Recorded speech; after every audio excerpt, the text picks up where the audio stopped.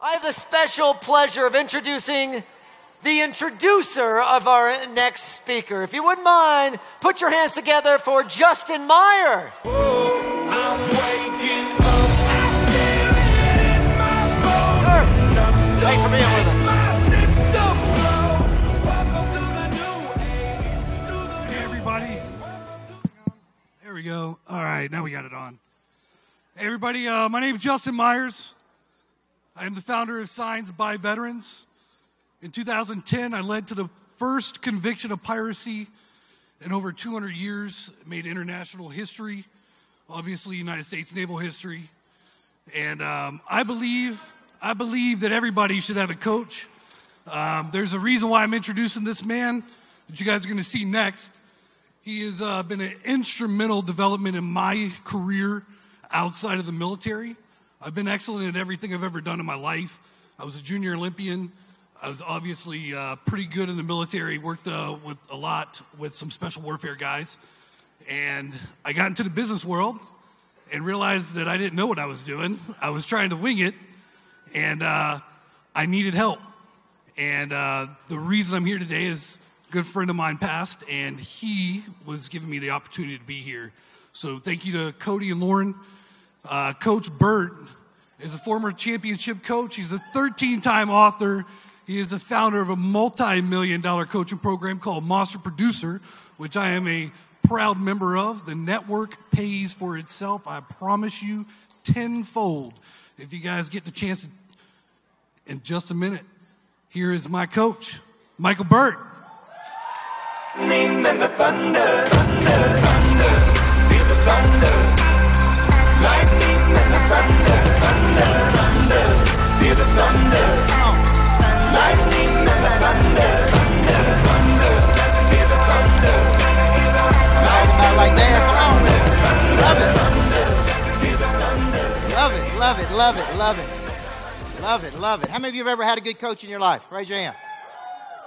Now, tell me it isn't true that that good coach did three things for you. They had conversations with you that you may or may not want to have, right or wrong.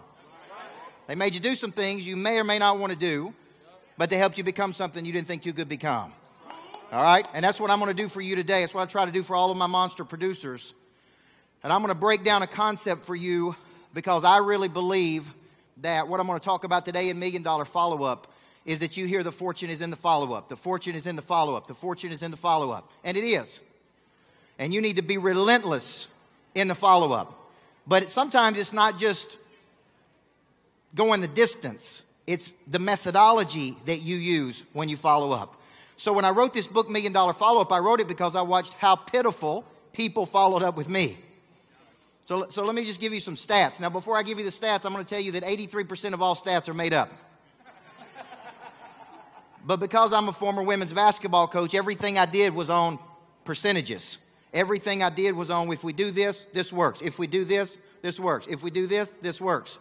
And so here's some stats you need to remember. 80% of sales happen 7 to 15 touches, 80% of the time. How many touches do you think most people go? 1, 2, 3, then they give up, right? Most sales you make should be worth 5.7 referrals over the lifetime of the consumer. But 98% of people never follow up once they do the transaction. And they lose those 6 referrals at the end of the day.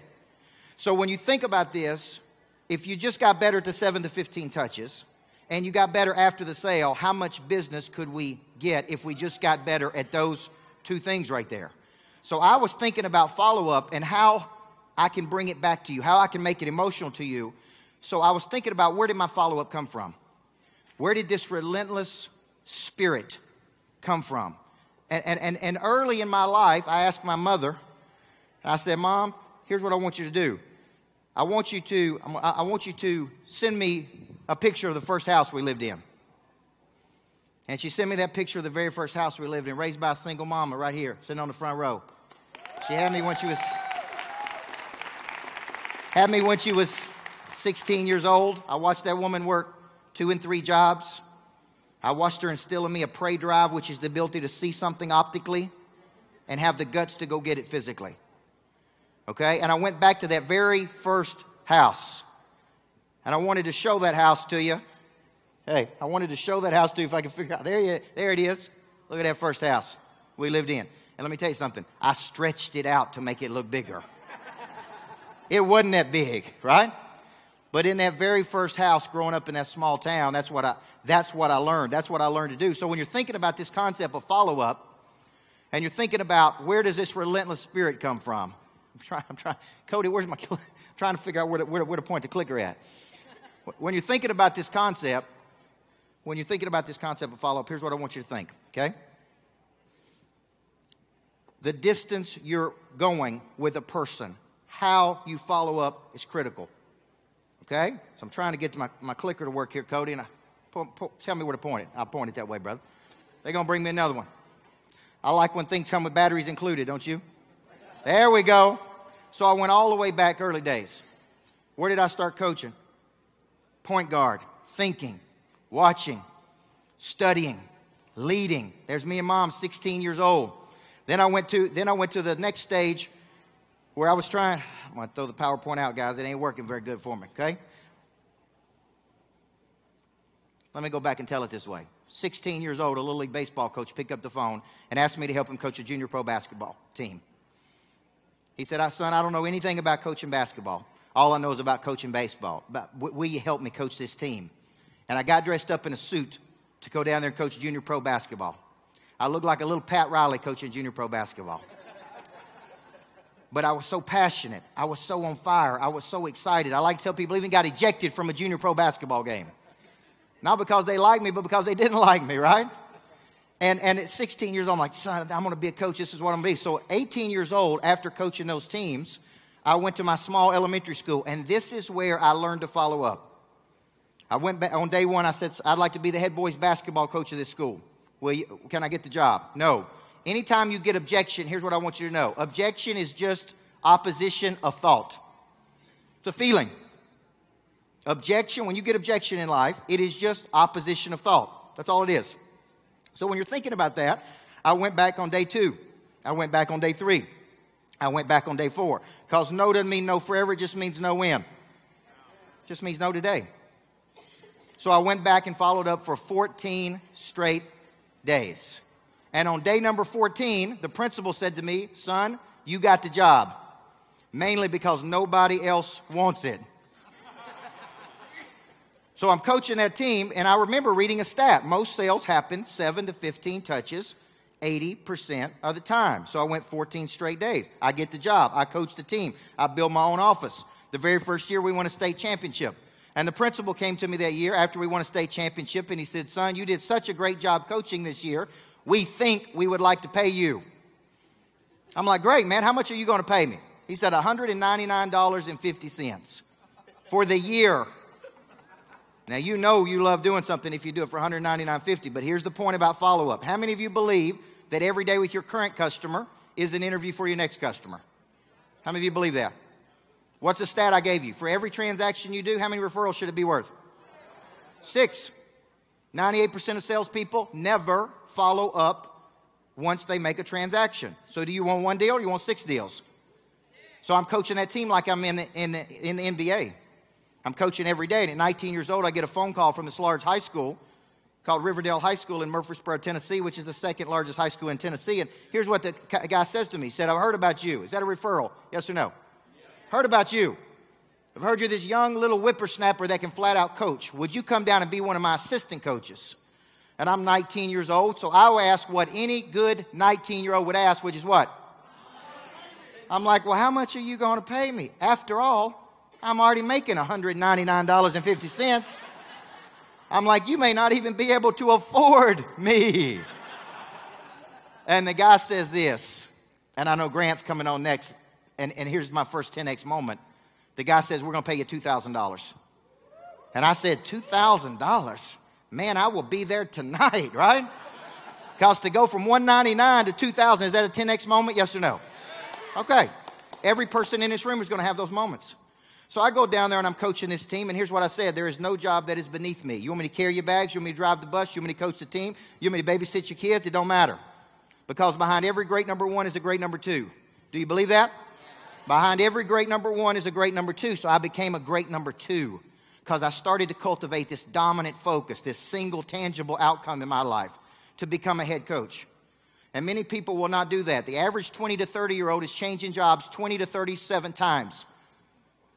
They start and they quit. They start and they quit. They start and they quit. Now, let me tell you what I believe. I believe in a long obedience in the same direction. I believe in mastery versus cotton candy. I believe in becoming great. And for most people, how many years does it take to become great? 10.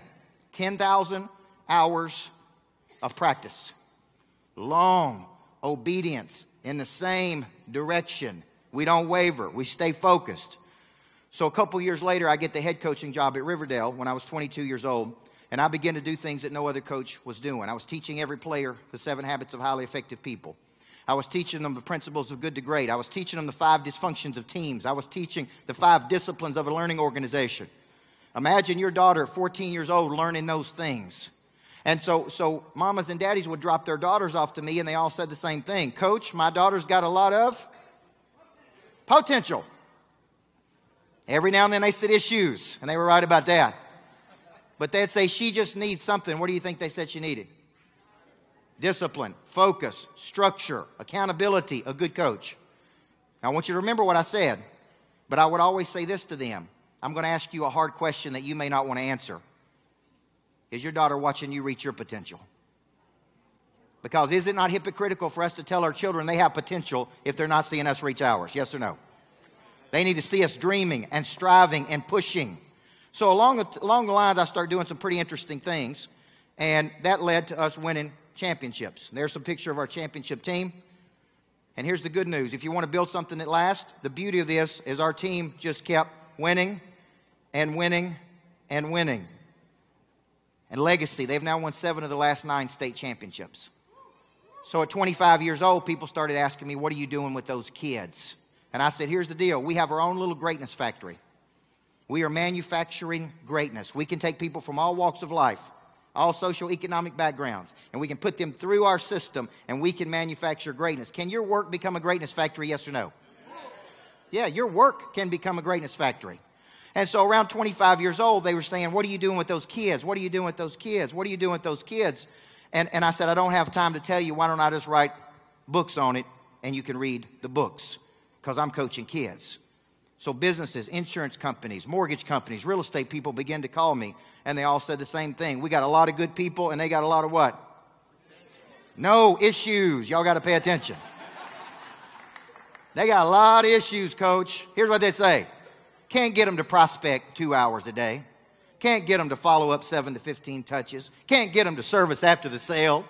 Coach, will you come over and motivate these people? And I remember going and speaking at Dell Computers at 25 years old. And I spoke for an hour, small business division, on what I was teaching the kids on how to win. I get finished, and they said, will you come back? I said, no, I'm not interested. Love coaching kids, have no intention of coaching adults. I'm perfectly fine where I'm at. Will you come back? No, sir, I'm not interested. Thank you for asking. I'm not trying to be rude, but I got to move on and go coach the kids. He reaches in his pocket, pulls out a check. I open the check, more in an hour than I made in a whole month of coaching high school basketball. You know what I said then? Man, I'll be back every 15 minutes. You need me to come back tonight and motivate the night crew? Now, here's the lesson for you. The lesson is this. There is someone out there who will pay a lot of money for your skill set. I was working 80 hours a week. I worked 8 hours a day on Sunday. I would get up and go to church on Sunday morning. And then I would go to my office and work for 8 hours, 80 hours a week, making no more than $2,500 a month. And in 1 hour, I just made more in an hour than I made in a whole month. Every person in this room needs to ask this question. What's the largest check you've ever cashed? And who wrote that check to you? And where did it originate? And why haven't you gone back there to get another one? Because you can fish for bluegill or you can fish for blue marlin. You can wake up every day and you can fish for bluegill or you can fish for blue marlin. And at that time, I began to learn this. So 31 years old, after winning championships, I retired from athletic coaching to coach business people. And here's what I figured out. I want you to remember these things. There's 4 areas they struggled in. Every business person that I coach struggles in these 4 areas. Number 1, how they explain their services. We teach a 6-step framework in how to explain your services that always leads with what you believe, not what you do. People don't care what you do, they care what you believe. When two people line up on what they believe, big things happen. Do you agree with that? I believe everybody needs a coach in life. I believe in coming in early and staying late. I believe in a minimum of 2 hours of outbound prospecting every day. I believe in 7 to 15 touches in the follow-up. I believe in service after the sale to get the 5.7 referrals. And I believe in becoming a person of interest that attracts business to you versus having to chase business. Now, how many of you believe the same things I do? Now, when we believe the same things, what's the probability that you and I could do business with each other? So what we do is we teach people how to explain their services, because most people don't know how to explain their services in a world-class way. The second thing they don't know is they don't have a selling system. They don't have a selling system. They don't know how to generate leads on a consistent basis. So we teach 14 to 20 strategies every day, outbound calls to go out and generate leads through a relationship selling system. The third thing, which is what I'm talking about today, is the follow-up. How do you follow up? And there's two problems with most people's follow-up that we're going to talk about. One, they don't go the distance because we live in such a cotton candy world. We want things so fast. We want them to happen right now. And because of that, people want to get a deal and then move on. Get a deal, and I understand. But the percentages tell me this. For every 30 people you talk to, only 4.8 of those people are going to be innovators or early adopters. For every 30 people you talk to, only 4.8 are going to be interested initially. Then there's going to be 34% of those people that need to hear it 3 to 7 times. Then there's going to be 34% of those people that need to hear it 7 to 15 times. Then there's going to be 5 to 7% of those people that are never going to hear it. You couldn't move in with these people and them get it. So when you're thinking about this follow-up concept, here's what I want you thinking about. One, we don't go the distance. We don't go the distance of 7 to 15 touches. And the second problem is we don't use the right methodology when we follow up. Okay? We don't use the proper methodology. So I want you to think about this. You're feeding your pipeline, and the pipeline is coming through, and I start with suspects, not prospects. Because you're not a prospect of mine until we have a conversation, and I make up my mind what? That you're not crazy. So we start with suspects. So every day that I come in, I got 2 lists. I want you to think about this. I got a hit list, and my hit list is new money. New money, new money, new money, new money, every day. Okay? Then I got a farm club. And the farm club represents all the people who have indicated interest in our services, but we haven't closed them. They're interested, but we haven't closed them, right? So from the time we start as a suspect, that's my hit list, to the time we move through the pipeline, that's my farm club, we could have to go 7 to 15 touches in that prospect. Now, how do most people follow up when they follow up? What do they say? Hey, I'm just doing what? Just following up. Do you have any questions? I had a person actually follow up with me once and said, hey, I woke up thinking about you this morning. Do you know how it's like, man, that is so creepy for you to say that. You don't want to say, man, I woke up thinking about you today. So when I'm noticing this follow-up concept, I'm like, number one, here's what you should never say. I'm just checking in. Here's an insurance example. I had a guy in insurance that believed I was underinsured. He believed I was underinsured. So he called me every Monday morning at 8 a.m. to try to sell me more life insurance with the same pitch. Never text, never send a video, same crappy pitch every Monday morning, 8 a.m. So one Monday, I decided that I was going to trick him. I called him at 7:58. And I'm like, I know you're about to call me with this real bad insurance pitch that you got. So here's what I'm going to do. I'm going to pitch you on my coaching services because you need to learn how to follow up, right? Same follow-up. So here's what people say, just checking in. Here's the things I never want you to say again. If you want to write these down, write them down. Never say, I'm just checking in. Never say, I'm just doing my due diligence. Never say, I woke up thinking about you. Never say, do you have any questions? Never say, I'm ready to go. Are you ready to go? These are all ways people follow up when they follow up. And if you're going to here's the concept. The purpose of the follow-up is what? When we're talking $1 million follow-up, what's the purpose of the follow-up? to bring a person to a decision. But I would even go deeper. It's to rekindle the initial attraction that a person had to you or the product or service. It's to rekindle that initial attraction between you, the product, or the service. It is also to show how you can solve their problem better than anybody else. Because here's the concept. Money changes hands when problems are solved. The bigger the problem, the more money people pay to solve that problem. Everybody understand? So part of the follow-up is to come back at a person to articulate to them what their problem is and how you can solve it better than anybody else. Because when you're selling insurance, you're selling a commodity. What I'm really buying is you. What I'm really buying is your enthusiasm. What I'm really buying is your energy. What I'm really buying is your conviction. So think about it this way. For you to go the distance in this follow-up, there's got to be three things that's got to happen. Number one, you have had to have a major revelation that your product or service can help a person get to a better place in their life. Now, how many of you have had that revelation? It's important. Because if you ever get a phone call that says, I couldn't have done this without you. If you ever get a phone call from a person that says, if you wouldn't have been for you, I don't know what kind of place I would have been in. See, what I'm saying is, if you've not had a big revelation, which I had at 15, 16 years old, that a good coach can change a person's life.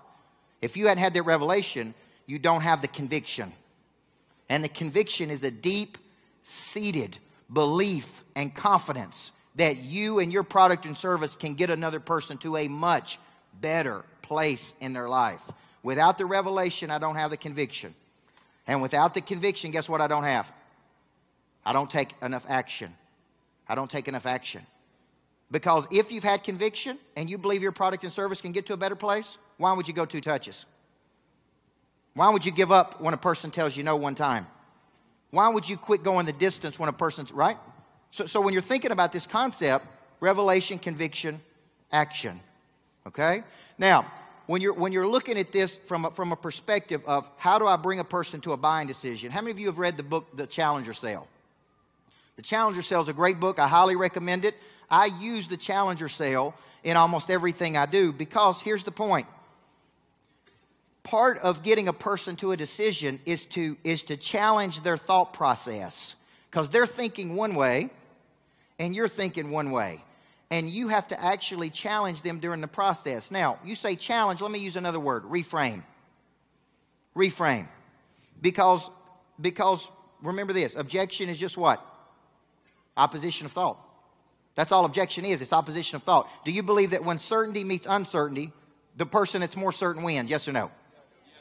Okay, well, how do you get certainty? You study the Bible, it talks about in Matthew, the parable of the talents, that the more talent you use, the more talent you're given. That's a demonstrated capacity. When you have a demonstrated capacity to use your talents, guess what? You get more. When you've shown a demonstrated capacity to help enough people, you're going to have this deep conviction. You're going to be able to challenge a person when they give you an objection or excuse or when they give you some type of low-level something. You're going to be able to go back and forth and say, I understand why you think that way, but have you thought about this way? Would you be open to looking at it like this? Everybody with me? Now, PowerPoint's working now. Well, works one slide. Okay, there we go. I'm going to try to get us up to speed here.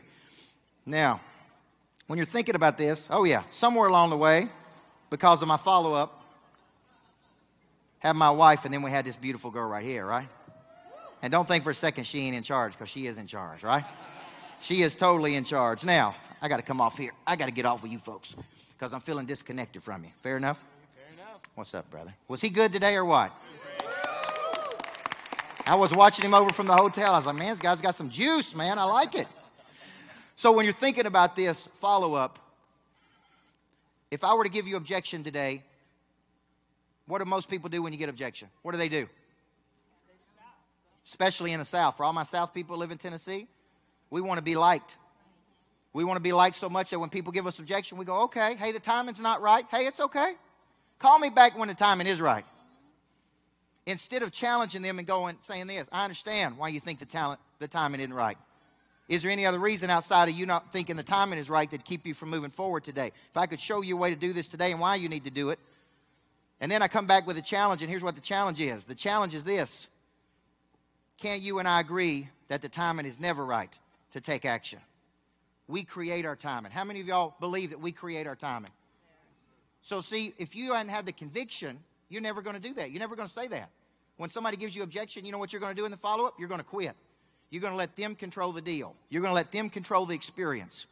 So somewhere along the way, I started to say this. If I could change the way I follow up. See, I watch people follow up and they follow up soft, and I really believe it's because they haven't had that revelation and they don't have conviction. The other day, a person was cold calling me, and halfway through the call, I stopped him because sometimes I like to play around with people who cold call me. And here's what I said to him. You don't even believe in what you're selling, do you? You know what he said? You're right. I don't. It ain't. See, here's the deal. I got to believe that you believe it. I got to believe that you believe it. And if I don't believe you believe it, you're not getting me off the fence. I'm not moving. I'm not taking action because you don't believe it, okay? So let's talk about this 7 to 15 touches. How many people think they got a great 7 to 15 touch system? How many people believe in going 7 touches? Right? Yeah, you believe in going 7 touches. So if I ask you this, do you believe 80% of the time it takes 7 touches to get a person off the fence? Yes or no? So if we know that, now I'm going to go back to my high school basketball coaching days. Here's what I knew. If I gave up less than 7 turnovers, if I gave up less than 14 second shots, if I stopped the other team 21 times in consecutive intervals of 3, that kills momentum, by the way, I won 90% of the time. So what do you think we practice every day? What do you think we should be practicing as a business? Training is not something you did one day. It's something you should be doing what? Every day. We train every day in my office at 8:30. Every day we train from 8:30. At 9 a.m. every day we make outbound calls for 2 hours. We then stop and break and dissect what worked and what didn't work. Okay, we then break for lunch. We come back and we try to make X number of calls per day because I know the percentages tell me 16% of people are going to take action. Early adopters or innovators. Okay, and so we need the volume. Why do you need the volume? Because you need the volume because you need to get better. You need to learn to sell with conviction. You need to learn to sell through these objections. And you only do that if you work that muscle every day. You follow what I'm saying? So remember this. Training is not something you did, like come to 8% Nation. Training is something you do every day. And if you don't have somebody to do it with you, you can find somebody to do it with you. You train every single day. Now let's think about these 7 touches. First touch. If you want to write these down, it's important. First touch. I can't sell you anything until I get your attention. So I'm a big believer in creating something in the future to push people to. And let me tell you why. When we create something in the future to push people to, it gives all of our people a reason to make outbound calls. So I create retreats, I create events, I create young professionals, I create couples events, I create kids events, I create faith-based events. I create a lot of things in the future, which gives us a reason to call out and say, hey, would you like to come to this? Would you like to do this? Oh, no, I can't come to that. It's okay. Would you like to come to this? It's okay. Would you like to do this? It's because if not, I'm just calling on people. I call on people with something to invite them to. So step 1 is I got to get your attention. Now, if you read my book, Person of Interest is about how you become so valuable, you're not chasing leads, people are chasing you. Your schedule is booked. People want a piece of you because you are a person that they cannot live without. You're a must-have versus a nice-to-have. Okay? But for step 1, I got to have a reason to call out. Step 2, once I do get your attention, here's 3 things I do. Number 1, I build rapport. People ask me all the time how to build rapport. If I could teach you how to be likable, that's the first step. How do you teach another person how to be likable?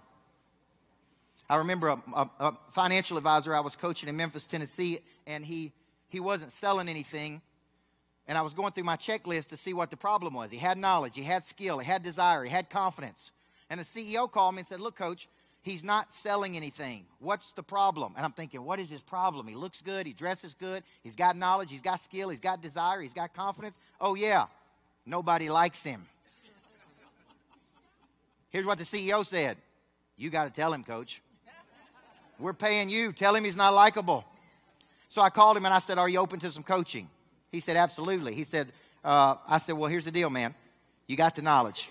You got the skill. You got the desire. You got the confidence. I need you to smile more. I need you to be more open. I need you to genuinely be happy for other people. I need you to meet and greet people and get your head up, make eye contact with people when you come in. Can you do that for me? And he said, oh, yeah, absolutely. And after that, I said, I need you to do one more thing for me. He said, what's that? I said, I need you to get out of sales altogether. 3 weeks later, he didn't do those things. He got fired. 3 weeks later because he wasn't likable. So what I do when I meet a person, my first step is build rapport, do discovery. I ask questions. How's it going? What prompted you to do this? What do you not like about that? Where are you at? What are your goals? Where would you like to, right? Do discovery. And then I share my explanation of service. Here's what I believe, and here's why I believe it. Because of that belief, here's what it is I do. Here's how I do it different than everybody else on the planet. Here's everybody I'm doing it for. And if I could help you like I've helped all these people, what would stop us from moving forward with each other? Because it seems like, you study any top negotiator in the world, they'll tell you to use this phrase. It seems like you want to do this. You're just stuck on one thing. Am I right about that one thing? It seems like, right? Now, when you explain your services that way, that's my second touch. Now, they're either going to do one or two things at that moment. They're either going to say, I'm interested, or what? They're going to give you objection. What's the objections? Let me think about it. What other objections? Got to talk to my wife. Those poor wives get thrown under the bus more than anybody, don't they? They ain't even talk to their wife at all. They ain't interested in talking to their wife. They just tell you they got to talk to my wife about it. What else do they say? Not interested. What else? How much does it cost? Still thinking. Call me tomorrow. Here's what we say. Got to sleep on it. Got to think about it. Got to talk to my wife about it. Can't afford it. Got to pray about it. I actually heard one person say, I got to medicate on it. I'm like, man, that's, I give you credit for being creative. Never had a person tell me they had to medicate on it before they made a decision, but here's the deal.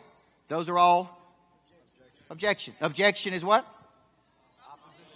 Opposition of thought. How certain are you in your product or service? Now, I know the percentages. I used to think I would go into an audience like this, and I'd get everybody.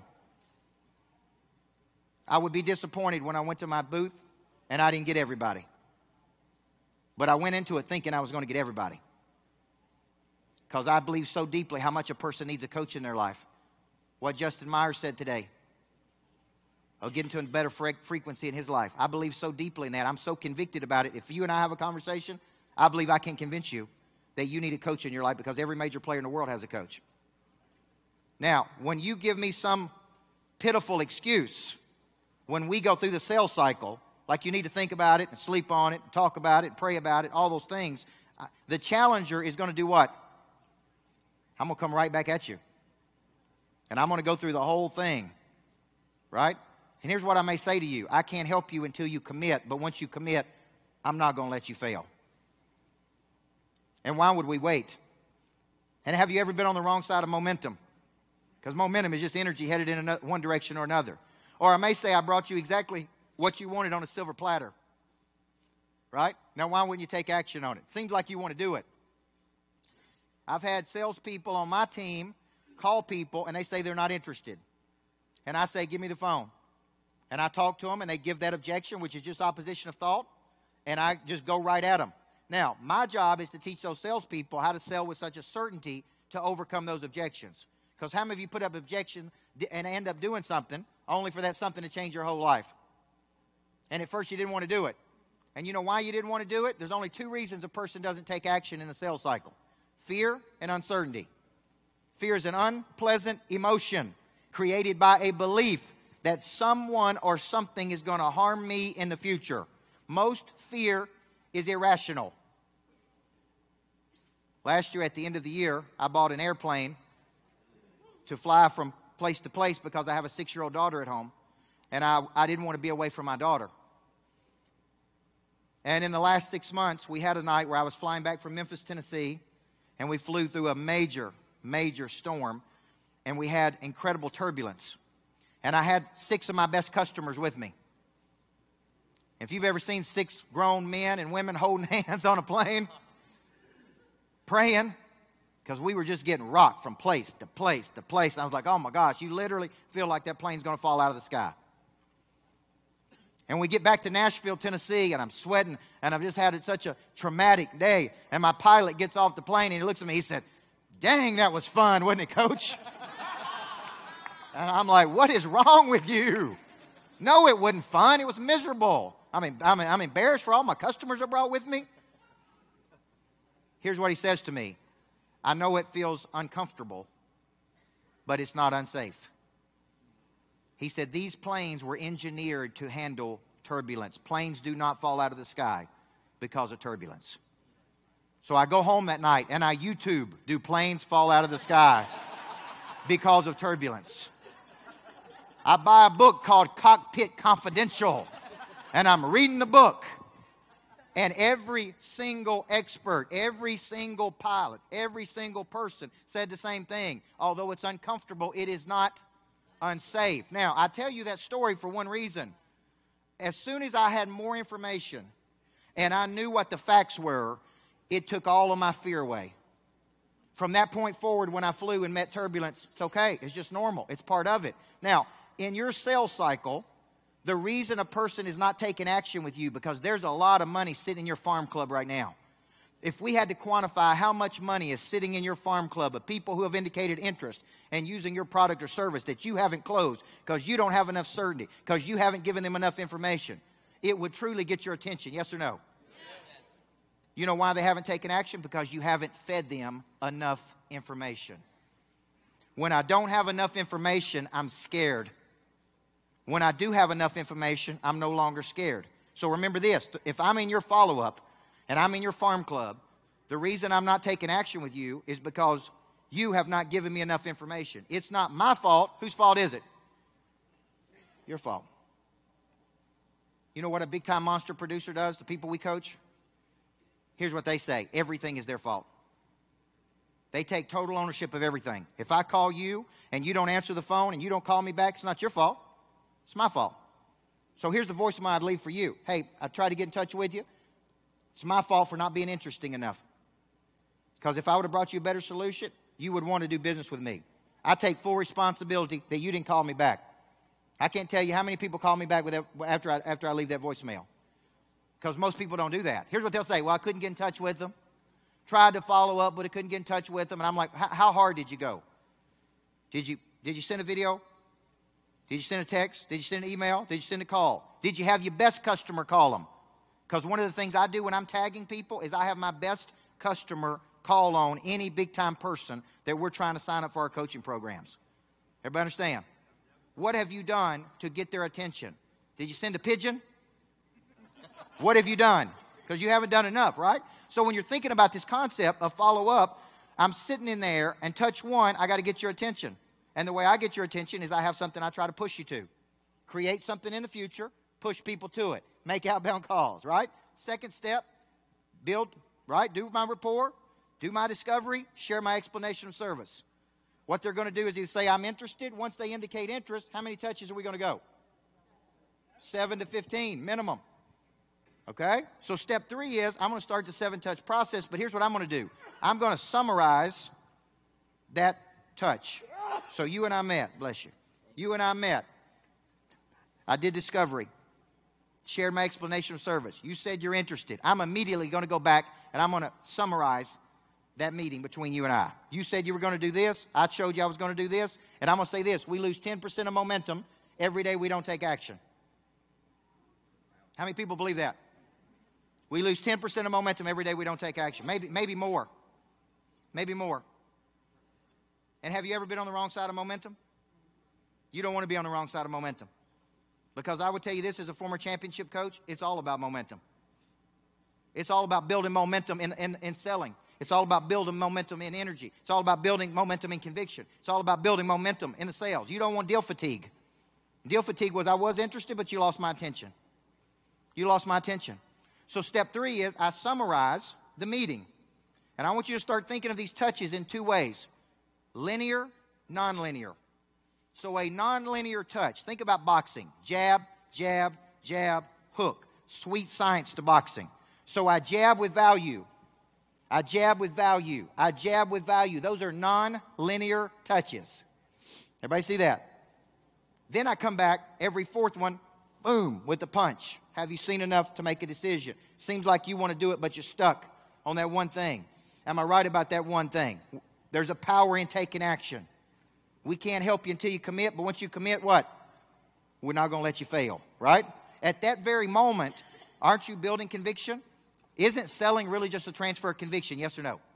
So let me ask you this question. Why would you go 3 or 4 touches if you had conviction? If you really believe it. Now, you're asking me, Coach, it seems like you're chasing people. Here's the deal.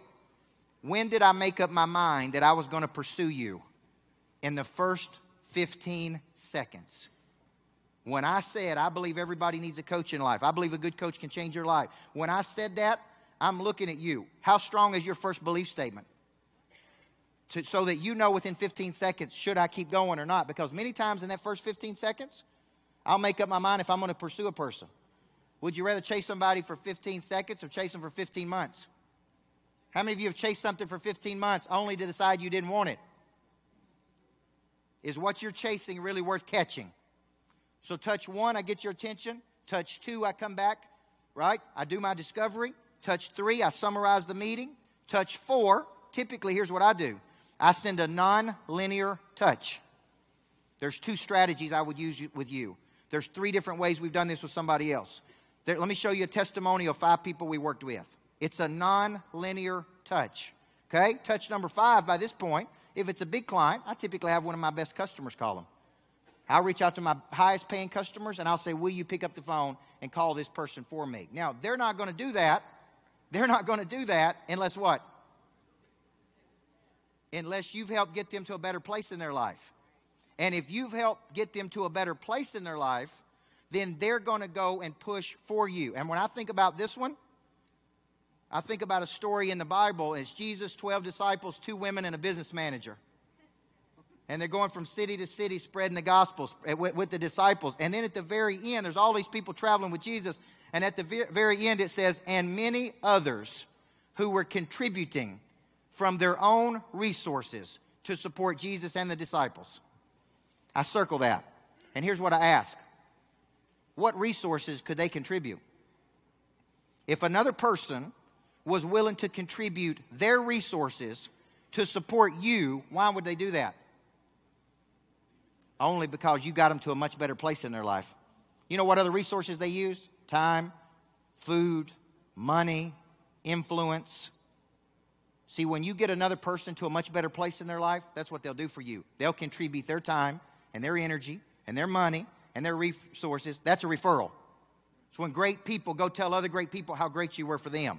Because of you, I'm in a better place in my life. Because of you, I've been transformed. Because of you, I had confusion, and now I have total clarity. So when I get one of my best customers to call a person, that's what they say. You need to do this. You need to take action on this. Right? That's what they say. You need to do this. Now, when I get to touch number 6, I come back with a linear. Have you seen enough to make a decision? Right? How many of you have thanked a person for being relentless with you in the follow-up?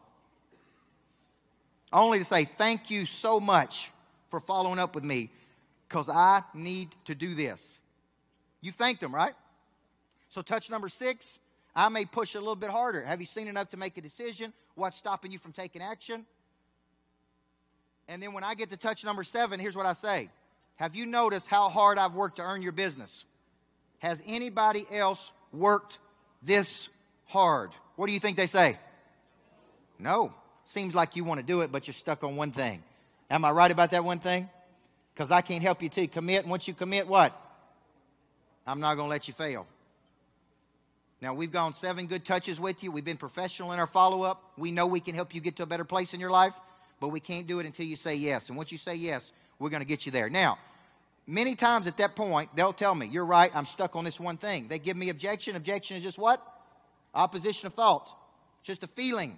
Feeling of what? Fear. Fear is an unpleasant emotion created by a belief that someone's going to harm me in the future. Fear breeds uncertainty, which is ambivalence, doubt, insecurity, okay? Vacillation. Now, I've given you the keys on how we overcome that, which is what? How do we overcome those things? We feed people more information. We keep feeding them more information. We keep feeding them more information. Now, Let me unpack the challenge for a second. Once you go through the steps of overcoming objection, once you go through the steps, I like to add a step, which is the challenge. So I may challenge you and say this. We can have this talk today, or we can have it 6 months from today. But you and I both know nothing's going to change between now and the end. So why in the world would you stop? A guy the other day said, well, I just need a little bit more time, coach. And I said, here's the deal. Why would you add time to this equation? I can't help you until you commit. Once you commit, I'm not going to let you fail, man. So let's get you started today. Why would we waste November and December to gear you up to start January fresh? Right? He's like, you're right, coach. Many times when you challenge a person directly and you say, look, I understand why you don't want to do this, but you're not thinking this through. Then they will take action with you. But you won't do that if you don't have enough what? If you don't have enough conviction. So if you're out there selling a product or service that you don't believe in today, I want you to remember this. I got to believe that you believe it. And if I don't believe you believe it, I don't care how many times you call me. I don't care how many times you try to challenge me. I don't care how many pitiful ways you come at me. If I don't believe you believe it, that your product or service can get me to a better place in my life, then it don't matter. Revelation, conviction, action. Now, I'm going to close with this story. I was thinking about why we follow up. There was a time in my life, my wife is over here on the front row, that my wife and I were just dating. And it was rocky. It was incredibly rocky. I had just come out of a several-year relationship. I had no intention of getting into another relationship at that time. And so we were just literally just dating, casually dating. And my wife came to me, who was then my girlfriend, and said to me, I'm pregnant. And I didn't know what to say. I wasn't expecting it. I wasn't ready to get in a long-term relationship. I wasn't ready to be committed. And my response to my wife deeply hurt her. Deeply hurt her feelings, and I understand that. Deeply, deeply hurt our relationship. And she literally, for a period of time, would not have anything to do with me. Nothing. And she's pregnant with our daughter, that beautiful, sweet girl that I showed you. So she's living in her house, and I'm living in my house. We're going days and weeks without talking. And my conscience and my mind kept telling me, follow up, hang in there, keep fighting. We need to be together for this girl. We need to keep pushing. And so I was calling, and I was trying to talk, and I was trying to stay in there. And literally, she wouldn't have anything to do with me. And I said, when we have this young lady, this girl, she needs to be in a stable home. She needs to be in a stable place. And I finally convinced my girlfriend at that time to move into my house. And I slept in the pool house, and she slept in the house while she was pregnant with our daughter. And I kept fighting. And I kept saying, I'm going to hang in there, and let's keep going. And then we have our daughter, and we start to get closer, and we start to get closer, and we start to get closer. And it had nothing to do with her the whole time. It had everything to do with my inability to commit to something. My inability to see something through to its conclusion. My inability had nothing to do with her. And then as we begin to hold that girl in our hands and we begin to spend time with each other and we begin to do this, I knew this was the woman that God placed in my life. This is the woman I'm supposed to be married to. This is the person that I'm supposed to be there with. Now fast forward 7 or 8 years today, I would tell you my greatest follow-up of my life was that right there, getting her.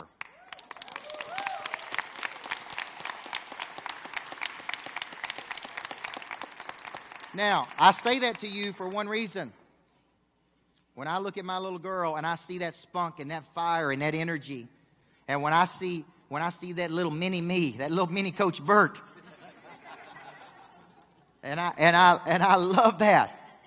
And when I see that, that's why I follow up.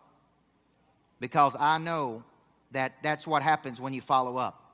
That's the kind of conviction you got to have to follow up. Not just in your personal life, but in your business life. And when you have that kind of conviction, there is no such thing as rejection. Some will want what you have. Some will not want what you have. So what? We're just going to keep on moving. There is no such thing as rejection. And you need to tell yourself that. Some will want what you have. Some will not want what you have. So what? That's never going to stop us from sharing the message. Because 16% of those people are going to be in. You follow what I'm saying? 16% of those people are going to be in. So let me close with this. How much conviction do you have? And if you're sitting in the audience today and you're sensing that you ain't had enough conviction and you don't believe, or you need to get your swag back, or you need to get back to a dynamic state where people are attracted to you, or you came for this reason so you could get something, you could borrow some confidence from somebody else until you got your own, until you have that confidence to keep following up, because I keep coming back, it's certainty, man. It's certainty that when I look in your eyes, I know I can get you to a better place. You know why? Because the demonstrated capacity of getting so many people to a better place in their life. That's why we know it works. Now, when we get finished today, I want to tell you this. I've got a new app out called Monster Producer. Okay? So I want you to pull your phone out right now. This is completely free. I want you to pull your phone out right now and look under Monster Producer. Some of you already got the app. It's free to you. You get videos from me. It's got all my retreats. Did you guys enjoy Tim's story yesterday? Yes. So April 4th through the 7th of next year, Tim's story and I are doing a retreat together. So you get me and Tim's story in Vero Beach, Florida for 3 days. And I'm talking up close and personal. Us coaching you every day for 2 or 3 days, me and Story. We're working on doing other retreats with big-time people. Tim Grover, if you know him, who wrote Relentless. Okay, you're going to see me do retreats with all these big-time people, and it's 2 or 3 days of me and you locking up, okay? But I want to tell you this. Some of you here are going to be interested in coaching. That app has got everything in there. I'm going to be right over here at the end, okay? And we're going to talk about everything. We can talk about retreats. We can talk about coaching in Monster Producer. We could talk about anything that we have as far as helping you get to a higher frequency. Because today there's something in there for you to get my online academy for a one-time price for like $6.97 in that app. Okay? And that means it's updated weekly. You can get coached by me every single day, and I guarantee you I can get you a lot more deals. My goal is a 43% increase in 1 year. That's my goal for every single person that I coach, if they do what we're teaching them to do. So download the app. Come say hi to me over here. And here's what I want to say. You showed up. We're growing up. And we're going to deliver. Fair enough? God bless you. Everybody needs a coach. Thank you. Thank you. Thank you. Thank you. Thank you. Coach Burt, we appreciate you. Thanks for being with us, sir. Thank you. I love that.